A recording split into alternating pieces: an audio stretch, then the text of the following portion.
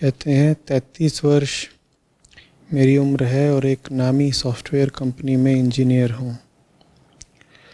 Corona काल में आपके वीडियोस सुनना अधिक बढ़ गया।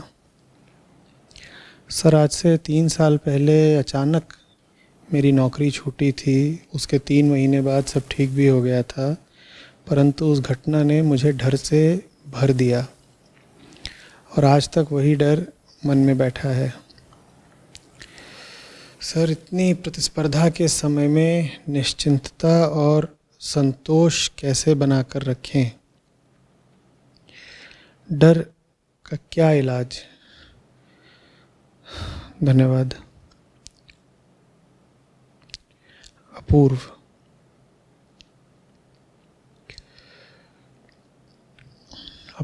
अब डर अगर है तो है ही, अनुभव तो उसका तुम कर ही रहे हो। उसके प्रति आंख मूंद लेने से वो हट नहीं जाएगा। उसको नकारने से या उसकी निंदा करने से या उसे बुरा बताने से कोई विशेष लाभ होने का नहीं। तो क्यों न डर से मुलाकात, बातचीत, साक्षात्कार ही कर लिया जाए कि डर कह क्या रहा है। अब अपनी स्थिति को ही देखो। 3 साल पहले एक घटना हुई थी, 3 साल बीत गए। दूसरी बात, वो जो तुम्हें झटका लगा था 3 ही महीने बाद उसकी भरपाई भी हो गई। तो पहली बात, घटना को बीते बहुत समय हो गया। दूसरी बात, उस घटना ने तुमको कोई गहरी या अपूरणीय क्षति नहीं दी है। 3 ही महीने में खाना पूर्ति हो गई थी, लेकिन अभी तक भी डरे हुए हो। इसका मतलब डर बस उस घटना से संबंधित तो नहीं था ना। नहीं तो जैसे ही घटना से मिली चोट भरती, वैसे ही उससे संबंधित डर भी मर जाता। आमतौर पर लोग अपने डरों से बातचीत नहीं करते। अगर बातचीत करें तो 2-3 बातें पता चलेंगी, गौर से सुनना। मोटे तौर पर 3 तरह के डर होते हैं हमारे। एक तो वो डर जो पूरी ही तरह काल्पनिक हैं, बेतुके हैं। ये डर तो मिट जाएं अगर तुम गौर से इनको बस देख लो। क्योंकि डरने को तो इंसान किसी भी बात से डर सकता है ना। हम अपने आप को शरीर से संबंधित मानते हैं, और शरीर तो बहुत ही नाजुक चीज़ होता ही है। हम रिश्तों के एक जाल में रहते हैं और हम जिनसे संबंधित हैं, जिनसे रिश्ते हैं, वो भी सब लोग ऐसे हैं कि उन्हें कोई चीज़ आकर के चोट पहुंचा सकती है, या उनका कोई नुकसान हो सकता है, या उनकी देह को किसी भी प्रकार की घातक क्षति भी हो सकती है। तो कल्पना करने के लिए बहुत माल मसाला सामग्री मौजूद है। इतना कुछ हो सकता है संभवतः तुम्हारे साथ कि तुम उसकी सूची बनाने बैठो तो पन्ने कम पड़ जाएं। तो तुमको अगर डरना ही है तो तुम्हें पूरी छूट है। तुम्हें डरने के लिए अगर 5 काल्पनिक मुद्दे चाहिए हों, 50 मिलेंगे। बस तुम्हारे पास समय खाली होना चाहिए डर में लोटपोट होने के लिए। लेकिन इस तरह के डरों की सूची भले ही बहुत लंबी हो, इस तरह के डरों का निवारण भी सबसे आसान है। तुम्हें बस पूछना है अपने आप से कि ये जो मैं बात सोच सोच के डर रहा हूँ, ये होने की संभावना कितनी है। मैं जिस जगत में रहता हूँ, जैसी मेरी स्थितियाँ हैं, उनमें क्या संभावना है कि ऐसी कोई घटना मेरे साथ घट सकती है। और अगर तुम पाओ कि वो संभावना अति न्यून है, 0.000001% भी नहीं है, तो तुम पाओगे कि खुद ही उस डर से तुम्हारा पीछा छूट गया, तुम्हें वो डर फिर हास्यास्पद लगने लगेगा। क्योंकि बात समझना, कुछ भी ऐसा नहीं है जिसके होने की संभावना बिल्कुल शून्य हो। तो कोई भी चीज़ तुमसे आकर के अधिकारपूर्वक ये तो कह ही सकती है कि देखो मैं एक घटना हूँ जो घट सकती है। उदाहरण के लिए तुम्हारे मकान में आग लग सकती है, उदाहरण के लिए कोई उल्का पिंड आकर के धरती से टकरा सकता है, उदाहरण के लिए तुम अभी जहाँ बैठे हुए हो ठीक वहीं तुम्हारे पांव तले से धरती फट सकती है और तुम धरती में समा सकते हो। ये सब घटनाएं हो सकती हैं, ऐसा नहीं है कि हो ही नहीं सकती। प्रश्न ये है कि संभावना कितनी है। अब कोई घटना संभव है या नहीं, बिल्कुल एक बात होती है, और संभावित है या नहीं, बिल्कुल दूसरी बात होती है। पॉसिबिलिटी और प्रोबेबिलिटी दो अलग अलग चीज़ें होती हैं ना। तो संभव तो बहुत कुछ है, पर उसकी संभावना कितनी है।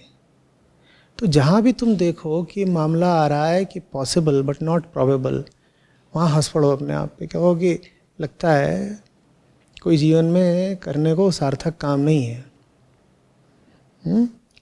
तो अपने आप को बहलाने के लिए, मैं मनोरंजन करने के लिए अपने आप को ही डरा रहा हूँ। जैसे कोई हॉरर फ्लिक, डरावनी मूवीज़ बनती हैं ना, वो किस लिए बनती हैं? इसलिए थोड़ी बनती हैं कि तुम्हारा नुकसान हो जाए।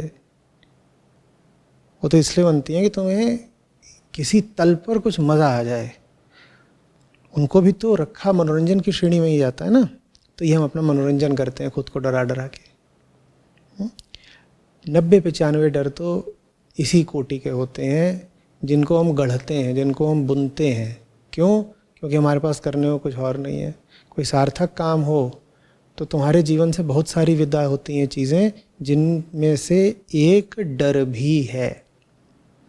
व्यर्थ के डर दिमाग की व्यर्थ की रिक्तता के साथ ही विदा हो जाते हैं।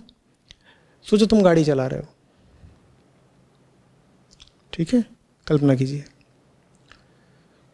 ट्रक आ रहा है सामने से। आपकी गाड़ी की गति 90 की है, सामने से ट्रक आ रहा है, उसकी गति 70 की है। तो उस ट्रक के संदर्भ में आपकी गति कितनी है? 160 की। और वो जो ट्रक है उसका वज़न आपकी कार के वज़न से हो सकता है कुछ 5 गुना 10 गुना ज़्यादा हो। अब 160 की गति है, तुलनात्मक रिलेटिव स्पीड, और 10 गुनी वजनी सामने चीज़ है। और आप उससे कुल कितनी दूरी से निकल रहे हैं? जब आप ट्रक के बगल से निकलते हैं तो आप में और ट्रक में कुल कितनी दूरी होती है? मान लीजिए 10 इंच, 8 इंच, 15 इंच। ट्रक की सतह और आपकी गाड़ी की सतह के बीच में कुछ इंचों का फासला है। अरे आप डरते क्यों नहीं? अच्छा चलिए, और इसको और कल्पना जाल बनते हैं। वो जो ट्रक का पहिया है वो देखा है कैसा है? ट्रक का पहिया, और अपना खोपड़ा भी देखा है आपने। तो 160 की स्पीड से वो पहिया आ रहा था और आपके खोपड़े से बस 1.5 फीट की दूरी से निकल गया। 160 की गति से, 160 किलोमीटर प्रति घंटे की गति से उतना बड़ा ट्रक का पहिया आ रहा था और वो आपके खोपड़े से बस 1.5 फीट की दूरी से निकल गया है। और ये घटना हर दूसरे मिनट पर हो रही है। हर दूसरे मिनट पर ये हो रहा है आपके साथ। 160 की स्पीड से एक इतना बड़ा पहिया आता है और आपके खोपड़े से बस 1.5 फीट की दूरी से निकल जाता है। आप कभी भी मर सकते हैं, आप कभी भी मर सकते हैं। आप डरते क्यों नहीं? आप डरते इसलिए नहीं क्योंकि आप खाली नहीं हैं, आप गाड़ी चला रहे हैं। इस तरह कि बेतुके ख्याल करने की संभावना बहुत बढ़ जाए अगर आप पीछे बैठे हों और कोई ड्राइवर गाड़ी चला रहा हो और अब बहुत ही मानसिक रूप से बेरोज़गार किस्म के आदमी हों, जिसके पास कुछ ना हो करने को, बैठे बैठे बस ख्याल उड़ा रहा हो, तो वो ये ख्याल भी उड़ा सकता है कि वो आ रहा है पहिया, इतनी गति है, और 1.5 फीट तो कुछ होता नहीं। 1.5 फीट क्या होता है? ड्राइवर का हाथ ज़रा सा बहक सकता है और आपका खोपड़ा बिल्कुल वहीं पे सड़क पर चकनाचूर। और आप जब भी ख्याल कर रहे हैं तभी आप देखते हैं और सड़क पर एक मरा हुआ कुत्ता पड़ा हुआ है। कहते हैं जीव तो जीव होता है, जो उसके साथ हुआ है मेरे साथ भी हो सकता है। बिल्कुल हो सकता है, संभव तो है पर संभावित नहीं है। संभावना है भी तो 10,000 10 लाख में एक की संभावना है। इस तरह के हमारे ज़्यादातर डर होते हैं, ख्याल करेंगे तो उड़ जाएंगे। फिर दूसरी कोटि के डर होते हैं जो तथ्यपरक होते हैं, जिनमें आपका नुकसान होने की, आपसे कोई चीज़ छीनने की कोई वास्तविक संभावना होती है।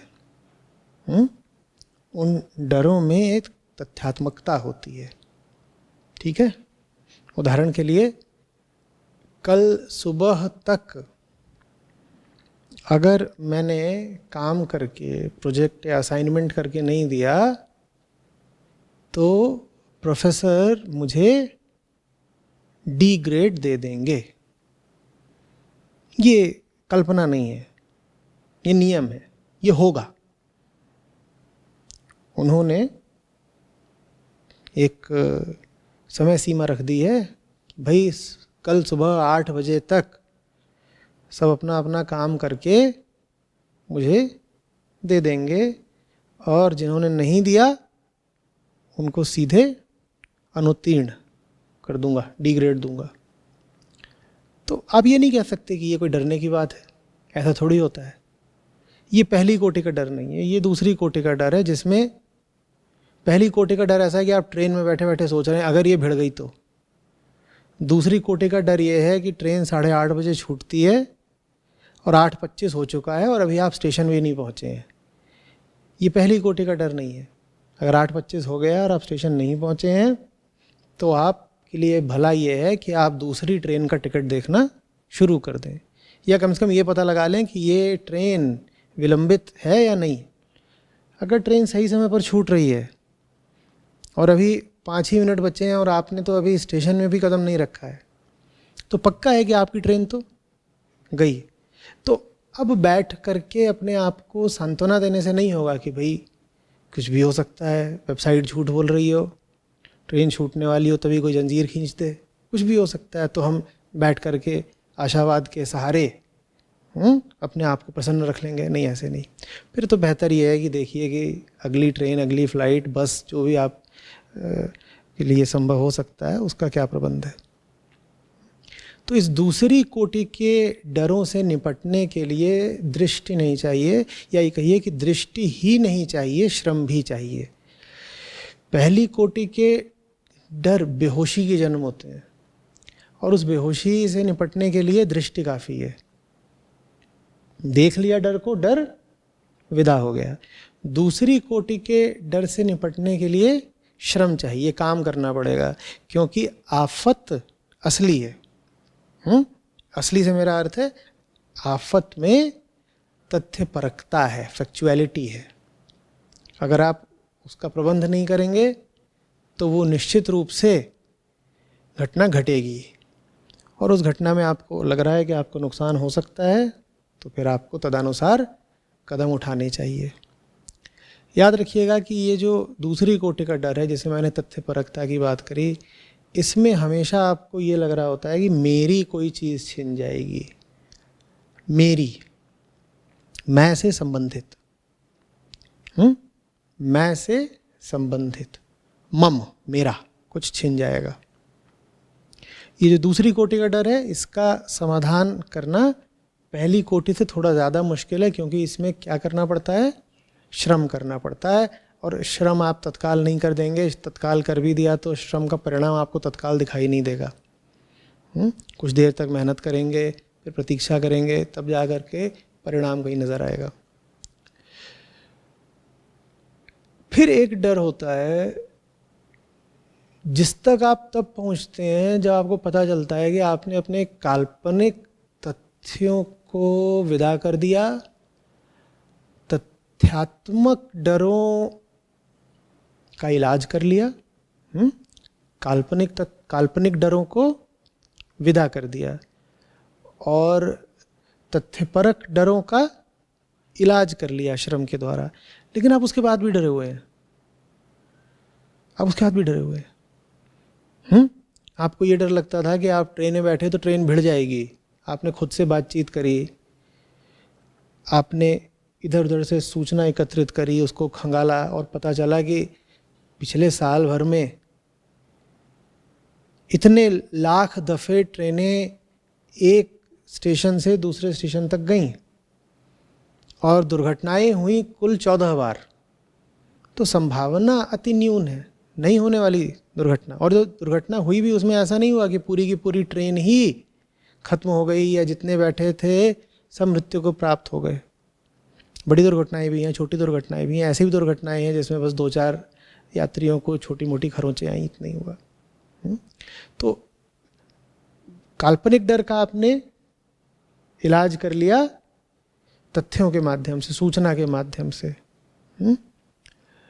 और जो तथ्यात्मक डर थे उनका आपने इलाज कर लिया श्रम करके, मेहनत करके आपने क्या करा कि जो घटना आपको डरा रही थी आपने उसके होने की संभावना को कम कर दिया। पुरुषार्थ का यही मतलब होता है कि जीवन को, संसार को अपने अनुरूप चलाने की कोशिश करना, ताकि तुम्हारे हितों की, तुम्हारे लक्ष्यों की पूर्ति हो सके। तो वो जिस हद तक हो सकती थी आपने कर डाला। अब जो घटनाएं आपके लिए बहुत हानिकारक हो सकती हैं, आपने उनकी संभावना बहुत कम कर दी है। लेकिन अगर आपने इन दोनों प्रकार के डरों का इलाज कर लिया है तो अब आपके लिए बहुत चौंकाने वाली चीज़ सामने आने वाली है। वो ये है कि आप अभी भी डरे हुए हैं। अब डर न काल्पनिक है न तथ्यात्मक है, फिर भी है। अब आप क्यों डरे हुए हैं? जो डर की इस श्रेणी तक पहुंच गया उसने, समझ लीजिए, बड़ी बात कर ली, क्योंकि अब वो आदमी की हस्ती के मूल डर तक पहुंच गया है। और हमारा मूल डर है मैं हूं क्या। दूसरे शब्दों में, मैं जो हूं उसमें कोई स्थायित्व, कोई सत्यता है क्या। पहला डर तो काल्पनिक था, दूसरा डर मम का था, मेरा कुछ छिन न जाए, मेरा कुछ नुकसान ना हो जाए। तीसरा ये जो डर है ये अहम का है, ये मेरा कुछ छिन जाएगा की बात नहीं करता, ये कहता है मैं ही हूं क्या, और अगर मैं हूं भी तो मेरे होने में सच्चाई कितनी है। इस डर का इलाज न दृष्टि है, न सूचना है, न ही श्रम है। श्रम कर कर के आप इस डर का इलाज नहीं कर पाएंगे, क्योंकि हम जो श्रम करते हैं उससे तो बस हम बाहरी परिस्थितियाँ अपनी कुछ बदल देते हैं ना। श्रम करके आपने अपनी गाड़ी की गति बढ़ा ली, या कुछ पैसा इकट्ठा कर लिया, या एक मकान बनवा लिया। श्रम करके आप ये सब कर सकते हैं। ये जो कुछ करा आपने बाहर बाहर करा, लेकिन ये जो बड़े से बड़ा डर है ये भीतरी है, ये आध्यात्मिक डर है। ये हमारी हस्ती के केंद्र को लेकर के हमारी अनिश्चितता का डर है। हम जानते ही नहीं कि हम हैं भी या नहीं। ये डर ये नहीं कहता मेरा कुछ छिन जाएगा, ये डर कहता है क्या मैं हूं, और अगर मैं हूं तो क्या मैं वैसा ही हूं जैसा मैं अपने आप को सोचता हूं, और अगर मैं जैसा सोचता हूं अपने आप को वही हूं तो मेरी सोच अनुसार मेरी हस्ती बनी भी रहने वाली है क्या। इस डर का इलाज अध्यात्म ही है।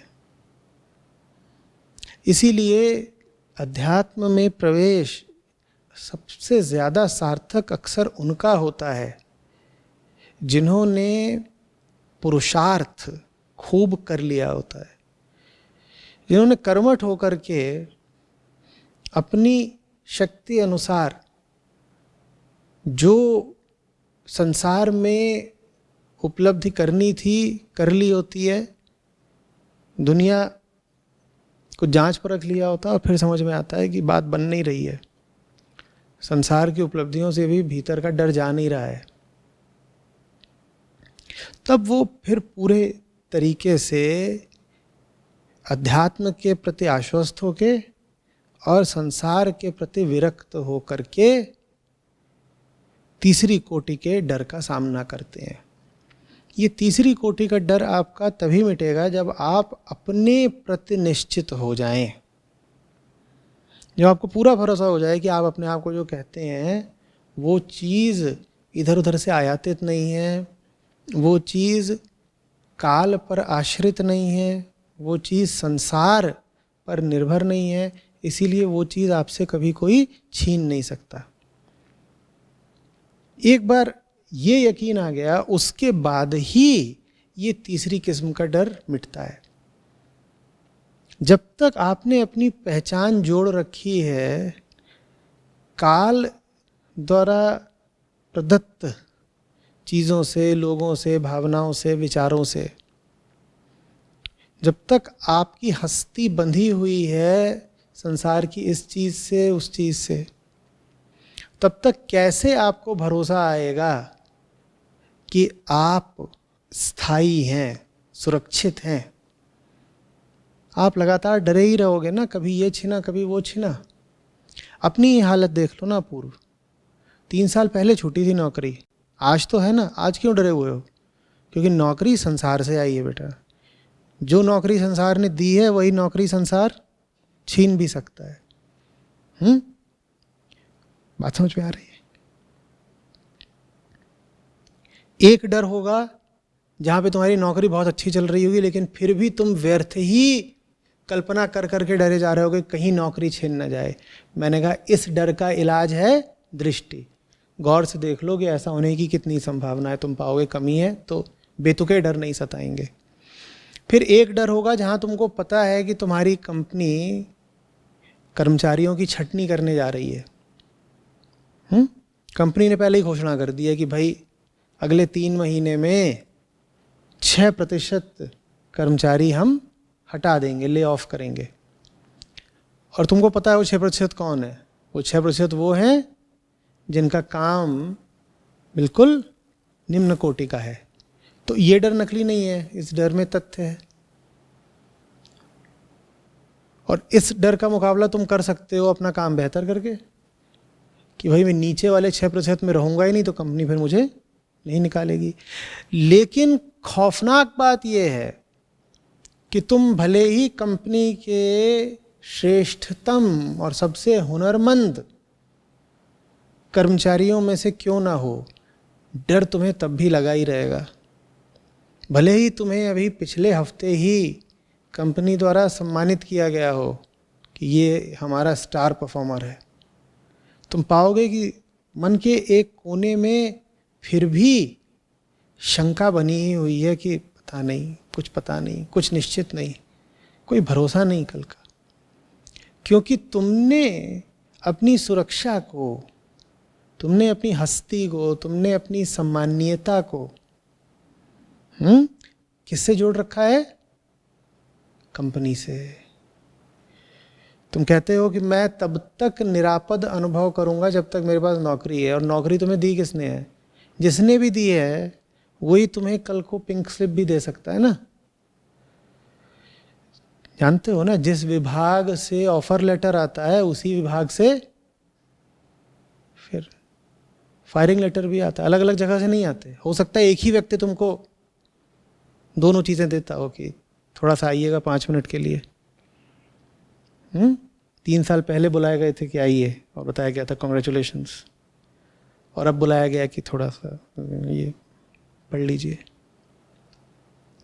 तुम्हें पता है कि तुम्हारी कश्ती लहरों के रहमो करम पर है, तुम्हें चैन आ कैसे जाएगा? अध्यात्म का यही मतलब होता है, उस मैं की खोज जिसका कोई कुछ बिगाड़ नहीं सकता, उस मैं की खोज जिसे मेरा मेरा करके किसी चीज पर आश्रित नहीं होना पड़ता, उस मैं की खोज जो सब कुछ खो जाने के बाद भी, सब नष्ट हो जाने के बाद भी, आग में सब राख हो जाने के बाद भी शान से खड़ा रहता है।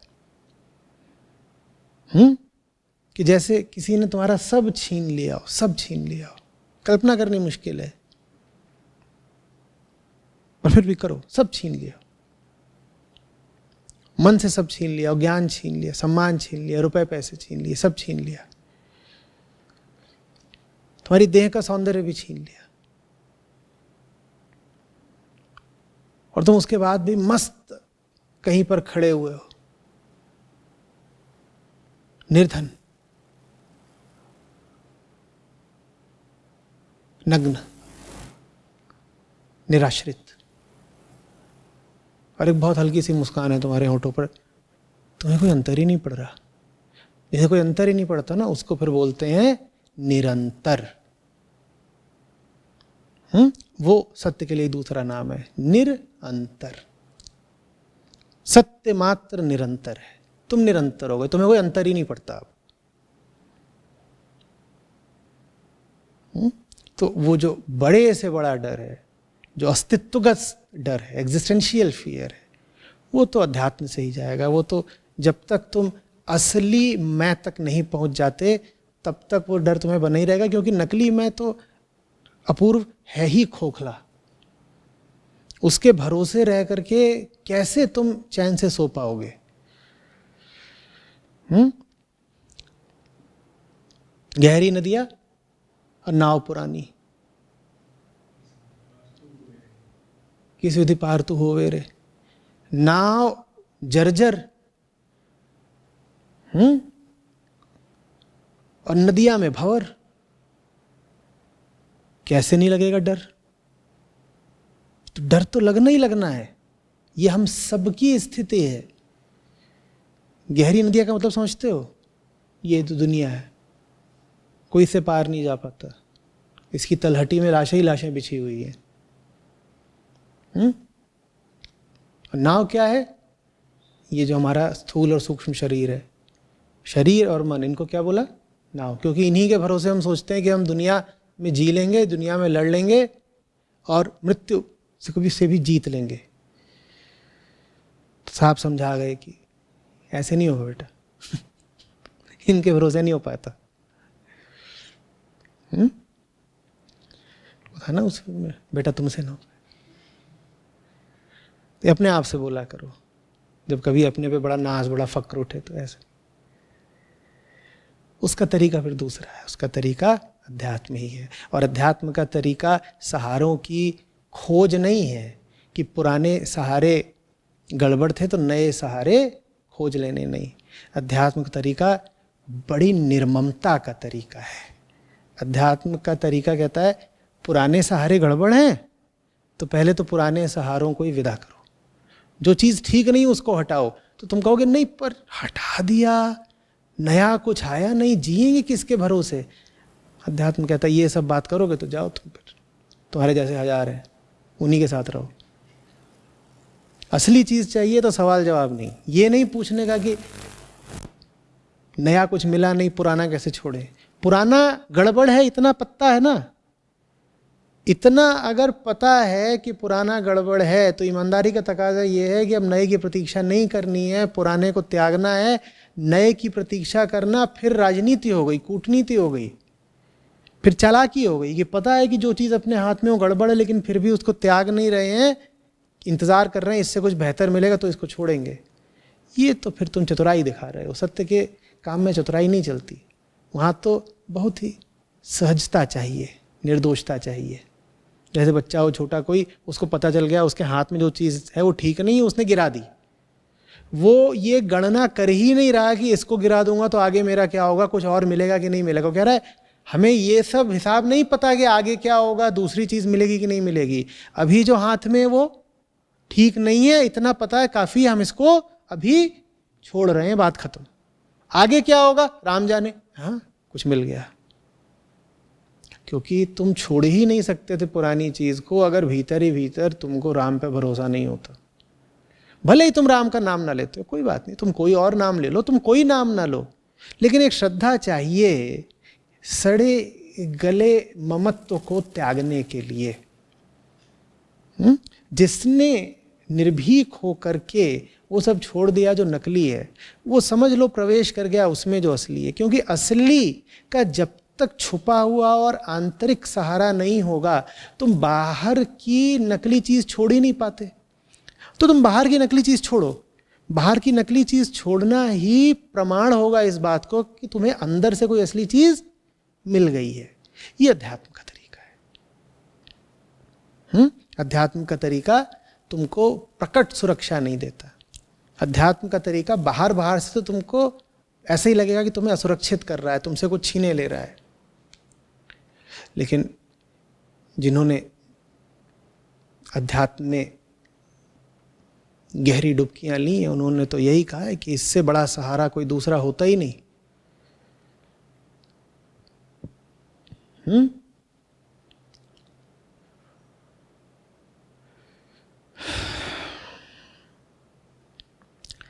अपूर्व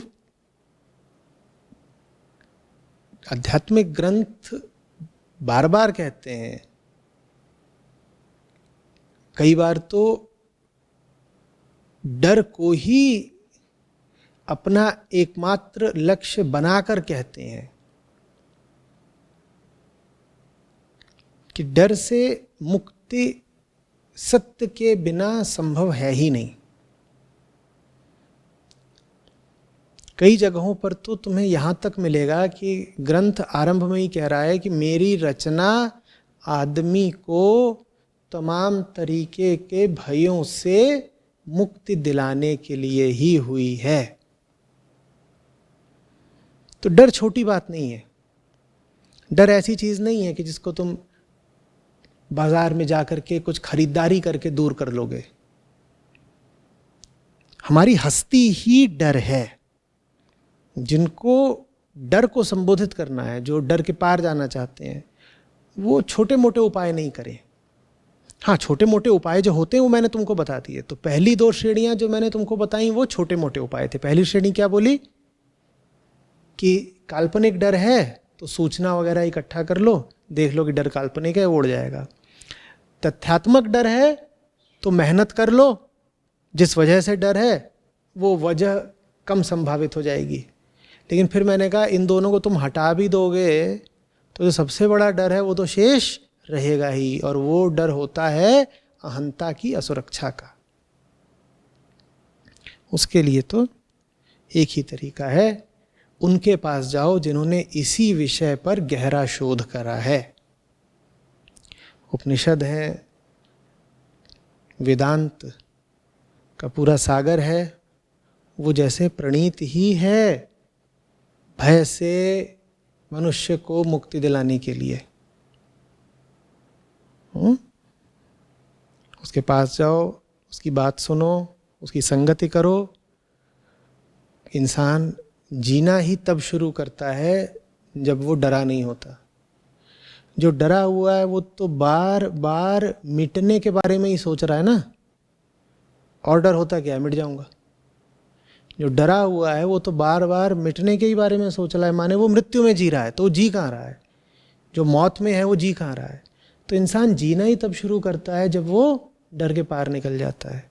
डर छोटी बात नहीं है। ये मत कह देना कि बट फियर इज नेचुरल। डर स्वभाव नहीं होता। डर अज्ञान का नतीजा है। स्वभाव तो हमारा निर्भीकता है, स्वभाव तो हमारा अमरता है। ये शब्द ही रह जाएंगे जब तक तुम खुद नहीं उतरोगे उपनिषदों में। यही मेरी सलाह है।